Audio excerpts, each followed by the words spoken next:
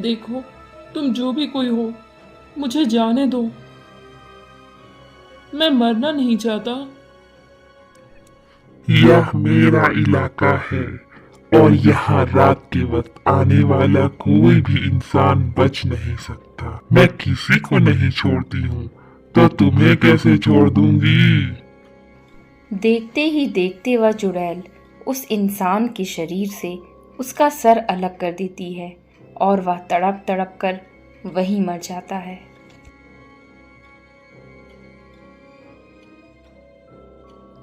यह कहानी मध्यम ग्राम के गांव की है।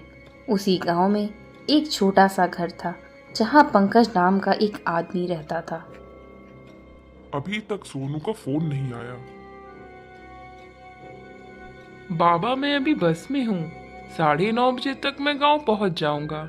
आप मुझे लेने आ जाओगे ना? बेटा, मुझे इस बार माफ कर देना। मेरी तबीयत ठीक नहीं है जिसके कारण मैं नहीं आ पाऊंगा।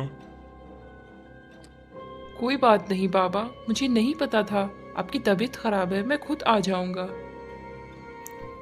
रात के ठीक 9:30 बजे मध्यम ग्राम के इलाके में बस आकर रुकती है और वहां सोनू उतर जाता है और बस आगे की तरफ निकल जाती है। अभी भी गांव पहुंचने में जंगल पार करना बाकी था। सोनू अपने गांव की तरफ बढ़ने लग जाता है कि तभी वह देखता है उसके सामने एक सरकटी चुड़ैल खड़ी है जिसके हाथ में उसका कटा हुआ सर था। अरे, तुम कौन हो? सोनू किसी तरह वहां से भाग जाता है, लेकिन उस चुड़ैल का बदला अभी भी बाकी था।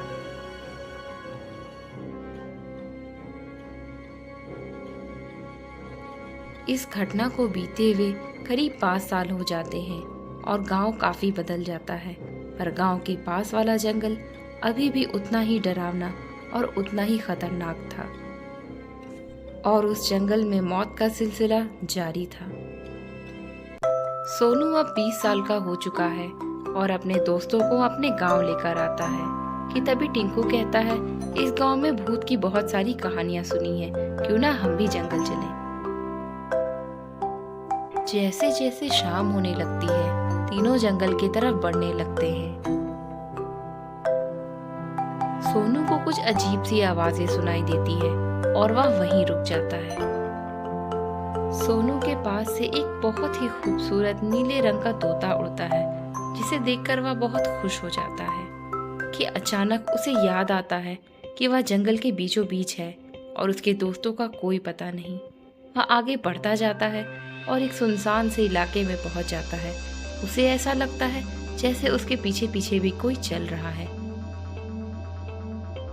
सोनू डर के मारे आगे बढ़ता ही जाता है और उस जंगल में तेज बारिश होनी शुरू हो जाती है। तेज बारिश में भीगता हुआ सोनू बहुत परेशान हो जाता है और वहीं खड़े होकर किसी के आने का इंतजार करता है, पर उसके दोस्तों में से कोई भी वहां नहीं आता कि तभी उसकी नजर पड़ती है। वहां सामने उसे एक छोटी सी झोपड़ी नजर आती है। उस छोटी सी झोपड़ी को देखकर सोनू के जान में जान आ जाती है और वह दौड़ता हुआ उस झोपड़ी की तरफ चला जाता है।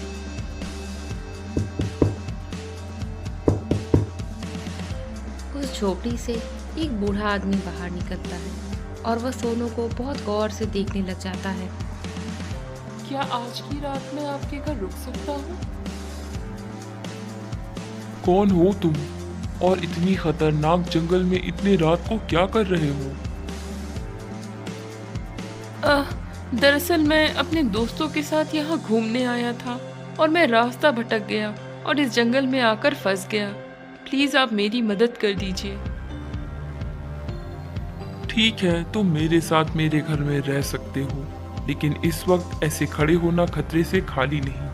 जल्दी अंदर चलो। सोनू उस आदमी के साथ उसके झोपड़ी में चला जाता है। सोनू उस आदमी के साथ घर के अंदर चला आता है और जैसे ही वह अंदर आता है वह आदमी उसे कहता है, मैं तुम्हें नहीं जानता हूँ और मैं तुम्हें इससे ज्यादा अंदर अपने घर में आने नहीं दे सकता। सोनू उसी जगह पर बैठ जाता है। अब सोनू को नींद आने लगी थी और वह गहरी नींद में चला जाता है।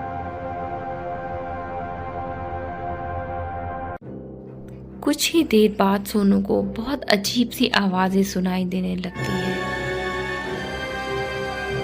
हाँ,